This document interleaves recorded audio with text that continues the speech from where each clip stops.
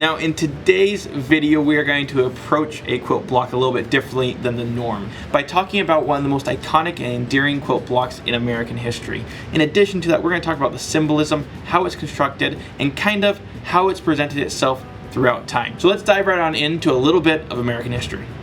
Now the log cabin block became widely popular right here in America during the middle of the 1800s. In addition to that, it became even more popular during the time frame of the Civil War. The oldest looking log cabin block that we have found actually dates all the way back to the Egyptian time frames. Now obviously guys, there's only so many ways that you can dice up fabric and put it back together. It's cool to see that throughout time this geometric shape has progressed through Egyptian time to the early 1800s and even now in modern day. And by the 1860s and 1870s, this quilt block had become an American staple. In addition to it, if you've been on the show long enough or you've watched our videos long enough, you'll know that I've always said that to be a true quilter, you have to make at least one Civil War quilt, just to pay tribute to those past and additionally to get into the frame of mind of how it used to be.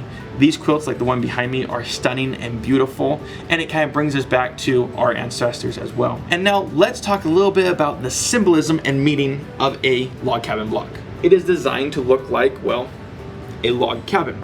So if we punch in here, you will see that this is the quilt block with a center square being red. Now, traditionally speaking, it is a red square or a yellow square, and they both have meaning. Being traditionally done in red, it represents the hearth of the home. If you don't know what a hearth is, think of it as a fireplace or a wood burning stove, something that was keeping the home warm. If you've ever seen a log cabin with a yellow quilt square, that represents the light from the windows coming into the home. Again, everything is based off the old-fashioned time frame and thinking. So we have hearths and all of our natural light coming in through the window, so the red square and the yellow square. In addition to that, you can see how there's opposite values surrounding the hearth or the light of the home. You've got the dark values and then you've got the light values, which represents a bunch of different things depending on who you ask. Some say it's day and night. Some say it's a representation of the good and the bad times. Everyone has a different form of this, but to each family back in the day, it meant something different. You have to understand that this is kind of like American traditions. Depending on which family you were in is how the story got told.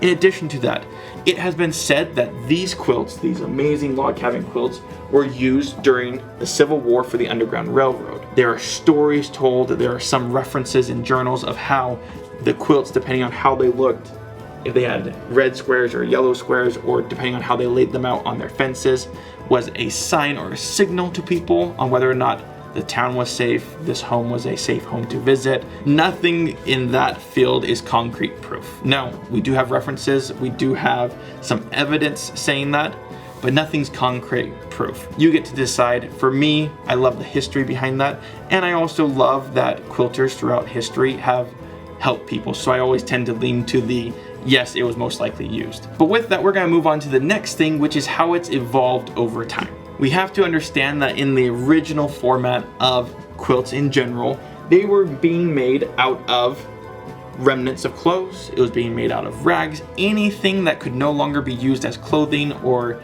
bedding or anything like that. They would then cut down and make quilts out of them. They were great upcyclers back in the day. But as time has progressed, we have done less recycling and more into the consumerism market, where fabrics are readily available and that you are choosing fabrics based off looks and less off functionality. As you can see here, I have a perfect color palette of Civil War. I got to pick where my reds go, I got to pick where my lights go, different values of creams used throughout, because we are living in a day and age where I can simply choose. However, they did keep that the center square would be red or yellow. So I like how it's always stayed true throughout history. But as time progressed, this amazing quilt block kind of became an American identity and a representation of the pioneer pride of America. Now we fast forward to 1978, there's a woman who kind of revolutionized the log cabin once more, which is Elna Burns. Now if you don't know who she is one of the most sweetest ladies ever. In addition to that, she has some spunk and she's so fun to be around.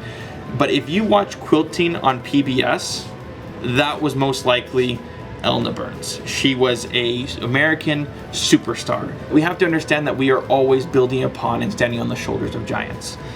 all the way back from Civil War time to Elna Burns to now. They were all building blocks to bring us to what quilting is today. One of the biggest changes to the log cabin was the invention of one of our most favorite things here at Soya Quilting, which is the pre-cuts. More specifically for the log cabin is the 2.5-inch strip set, also known as the jelly roll. This has made it that our cut time to make a log cabin can be reduced significantly, in addition to having our colors pre-laid out for us, which is making it so much easier to make than in times past. There's enough fabric in one of these rolls where you could complete a small quilt just by having your light values, your dark values, and again, you gotta have that red, or if you want to go yellow, that is just fine. But again, here at Soya Quilting, we do like to pay tribute to times past. But with that, now that we've learned a little bit about it, now that we know kind of how it's built out throughout history, it is time to make one of these quilt blocks for ourselves. And because I'm in the modern day world, I might as well use some of the modern day tools and tricks, just like the jelly roll. So let's dive right on into some cutting instructions.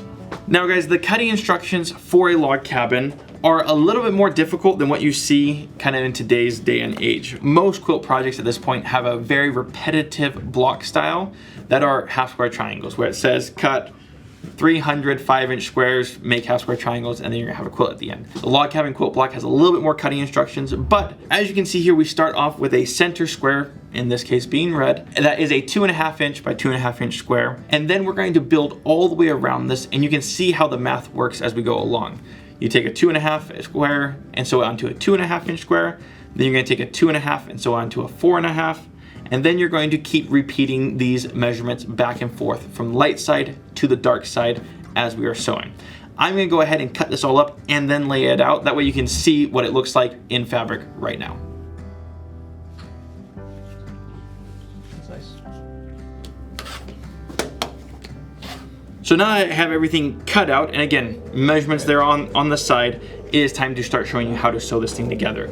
I like to lay it all out so I can get a visual idea of what it's going to look like. And the best way to remember it is that we're gonna put that hearth or the window light right in the center. And then we're going to be building off of this square. Now the math always starts the same on both sides. 2.5-inch square, I'm going to add a 2.5-inch square on top. And we're going to do 2 lights, 2 darks, 2 lights, 2 darks. So then I'm gonna put on my 4.5, then I'm gonna do 2 darks, 4.5, 6.5. Then I'm gonna go 6.5, 8.5, 8.5, 10.5, 10.5, 12.5, and our 14.5. Now, something with log cabins, you have to trust the system. The math does work in this, but it looks broken right now. So we're gonna start with our center square, and I'm going to iron these or sew these two together. And one of the big things with log cabins, because we're dealing with lots of seams in different directions, you are going to want to press constantly and make sure that your seams are perfect. Always be pressing to the dark side, or open up your seams and give them a really good press. So I've done my first one. I'm gonna open up all my seams just because I feel like it's the best for this quilt. Put that back in there. Now I'm gonna add on my next piece. I know for sure I have another seam coming on this side. So once I sew them both together, it's gonna pinch that and it's gonna wanna stay flat forever. So that's just my 2 cents. I'm gonna put this side on.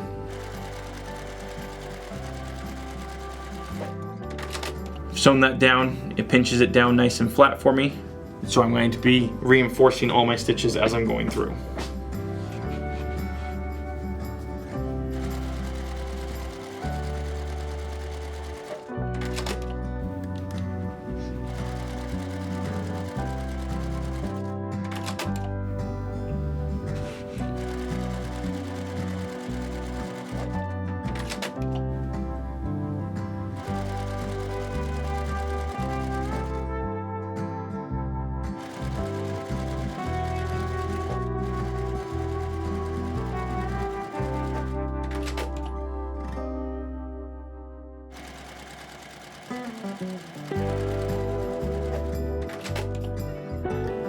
And guys, just like that, our quilt block is done. And again, absolutely iconic block, and I love the tones. Again, there's something about those Civil War reproduction tones that everyone knows and loves. It might not be your style, but you have to pay tribute. It's a fantastic block, and as you can see, it's pretty easy to do. It does have some extra cutting steps than the normal traditional pattern of today. However, it comes out to be an absolutely beautiful quilt block. And guys, as always, if you've liked this video, hit the like button, subscribe to the channel if you're new, and don't be afraid to share it with your friends. But go ahead and grab a jelly roll, practice out a couple of the blocks. Maybe you want to make it scrappy. So many different ways to make this amazing iconic block. And with that, guys, thank you so much for watching. We'll see you on the next one.